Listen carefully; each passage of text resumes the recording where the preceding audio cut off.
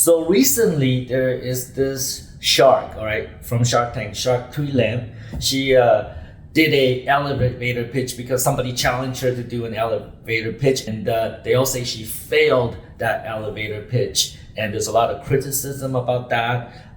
They criticize her of many things.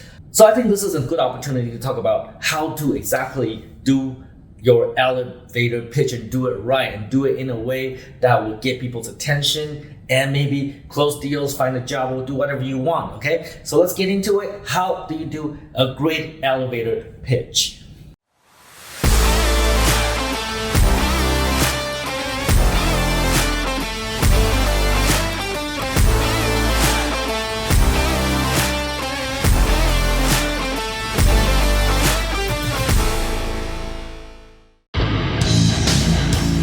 Hey Tom, it's the one and only Floyd Money Mayweather.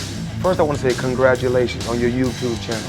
Everybody needs to follow your YouTube channel. So what everyone needs to do is subscribe to Tom Peng. Great guy, great person. Tom, keep up the great work. Alright, first of all, let's talk about this shark, Shark Tui Lam. Vừa rồi thì trong phần giới thiệu thì em cũng thấy rằng anh Tuấn là người mà không bao giờ nói không với những thứ mới. Nên là em quyết định là đem đến một cái ý tưởng mà nó không biết là có mới không nhưng chắc chắn không cũ.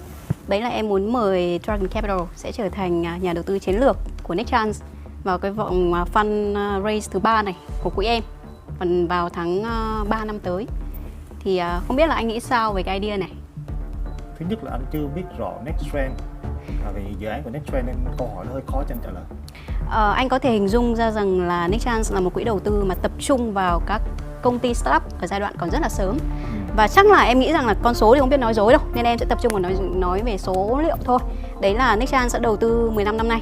Và trong số 80 công ty Nick Chance đầu tư ở Global thì có 4 công ty đã IPO với định giá công ty lớn nhất là lên đến 3,2 tỷ đô.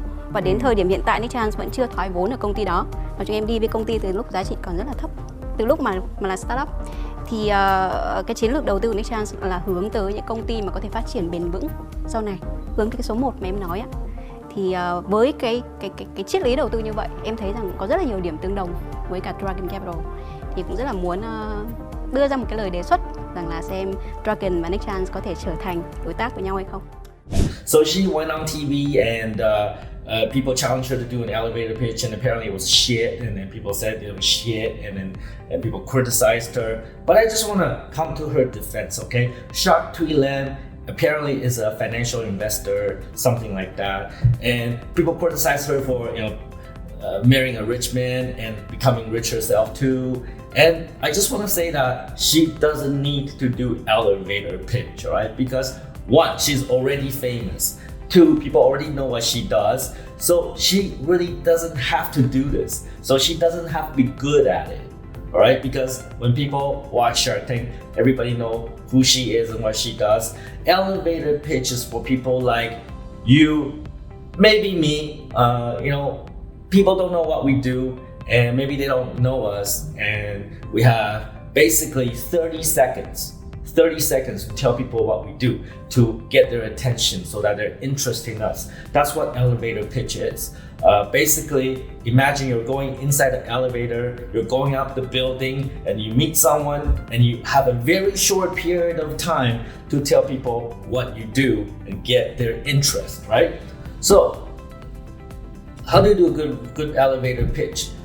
So first of all, elevator pitch can be used to get more business. It can be used to find a job. It could be used to make a friend, right? It depends on what your purpose is. Everybody's purpose is different. Maybe you're pitching to a potential future boss. Maybe you're looking for a new job. Maybe you're pitching to a potential girl that you want to be, close with, maybe have intimate relationship with. You're also doing that pitch, all right? Or maybe you are pitching to somebody that maybe potentially will become your future customer. It really depends on what it is, right? So every situation is different. So that's why, one, you need to make it short, because people don't have time. They don't have time to listen to your lifetime stories. You only have about 30 to 60 seconds before they lose their interest, they lose their attention. People have very short attention span. Once you start talking for over 60 seconds, they basically start looking all over the place and they start lose interest in you. So you gotta keep it short. And also, it has to be interesting, right? If it's boring, then you will not even keep their attention for 60 seconds. They're gonna wander off, they're gonna think about something else, they're gonna think about what they're gonna do next, they're gonna take out their phone and start looking at it, whatever, right? So you gotta keep it interesting, and also it has to be personalized, because it has to make them feel that this is for them. You're talking to them because they are your audience, right? You have to keep it interesting for them. It has to be personalized. You cannot use one script on everybody, because that just simply will not be very personalized or intimate. Finally, you gotta be confident, right?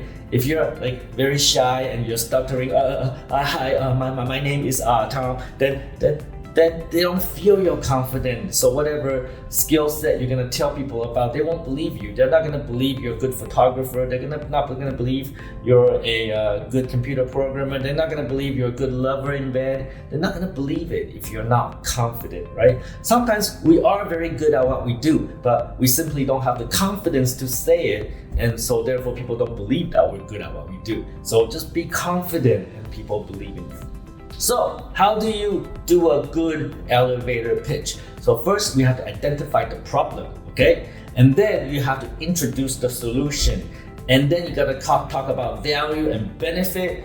And then you have to tell people what makes you different, all right? And then you have to end with a CTA. CTA is call to action, all right? Call to action. At the end, you always want them to do something. And ideally, it's in a form of question. All right, so you get them to do something. You don't just say whatever you say and then there's no follow-up action. There's nothing you require them to do. Then they forget about it, right? You gotta make them do something. You gotta have a CTA at the end. So let's go through this by steps, right? So identify the problem. Okay, identify the problem. When's the last time you went to the toilet? Or when's the last time you had a good photographer? When's the last time you had a good cup of coffee? When's the last time, you made a lot of money in your business? Imagine if you can find more customers online. Do you know the feeling? Maybe you're talking to a girl, right? Do you know the feeling? You know the feeling when you meet somebody special? It's a question, right? Do you know the special feeling you get when you meet someone special? Use that on a girl, right? Okay, so you identify the problem first, and then you introduce the solution. A great photographer do this and that. A good lover do this and that. A great business do this and that. A great e-commerce company do this and that, right? So you give them the solution, and then you have to set the benefit and value, and then you have to talk about why you're different, and then finally you give them the CTA. And that CTA could be, why don't we set up an appointment? Or why don't we give this a try? Or why don't we go out for coffee? Or why don't we go out for dinner?